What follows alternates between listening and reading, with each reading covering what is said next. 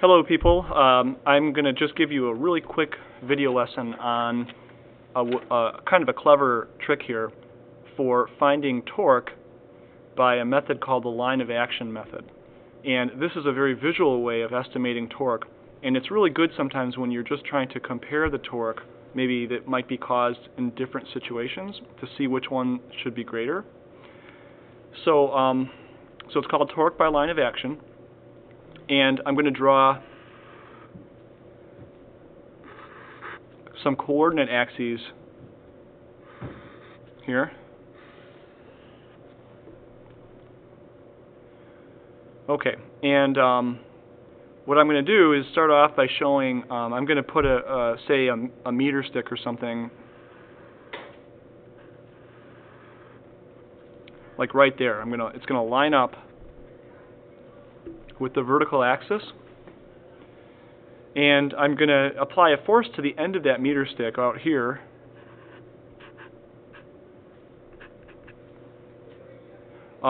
which is going to be pointing to the left. Okay, so the pivot point is down here. This is the pivot, and then that's the lever arm, and then that's going to be your force. Okay, so first of all, I hope you can see that that is going to cause a torque to act on this this meter stick, right? It's going to cause a torque going this way that's counterclockwise. So that's the first thing you hopefully see right away. So now let's say that you've got another object. It's going to be a longer stick,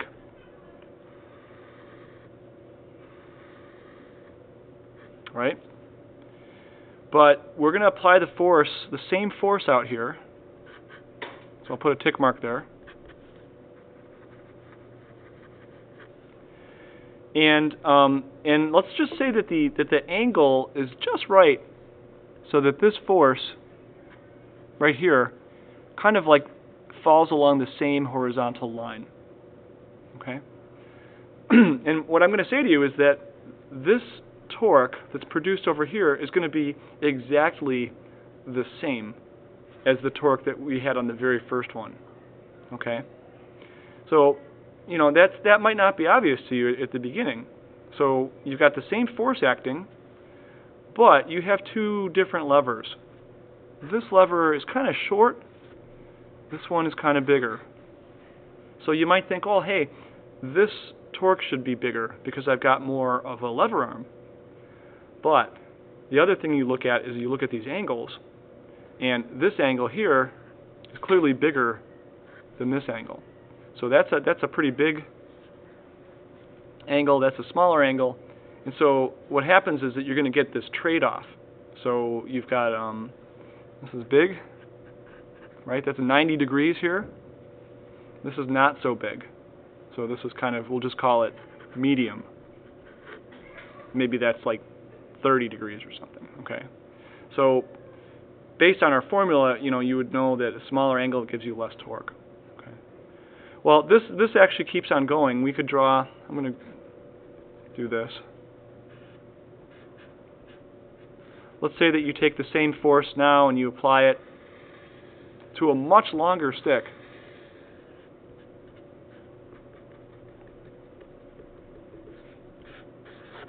Right? So now you've got a really big lever arm here, but you've got the exact same force, and that force is still pointing this way, and it still lines up with the others.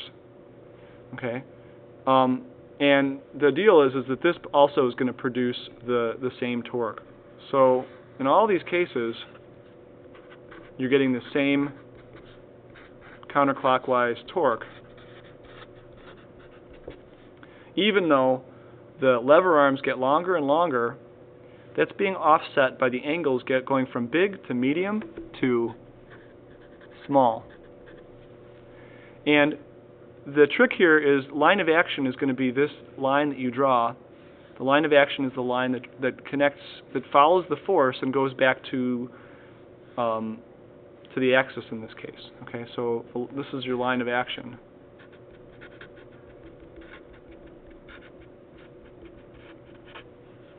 And any force, if you take this force and you put it anywhere along that line of action, I don't care where it is, it's always going to give you the exact same amount of torque, okay? Because it's always intersecting in the same place, And so it's always equivalent to this very simple 90-degree angle that you have here. And the torque is always going to be the same torque. If you were to move that force up here and make the lever arm come out here, that would actually change your torque.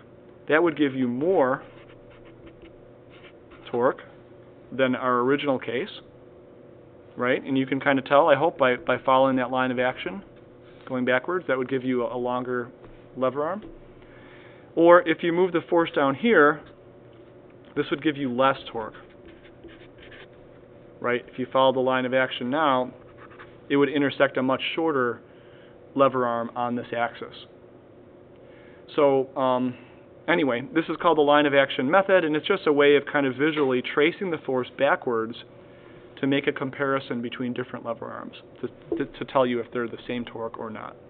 So you can try that on, if you take a look at the worksheet with the exercise equipment, there's some questions where you're going to have to make this sketch kind of accurately and to determine whether or not the torque is the same. So try it out, and we'll check in on this later. Bye.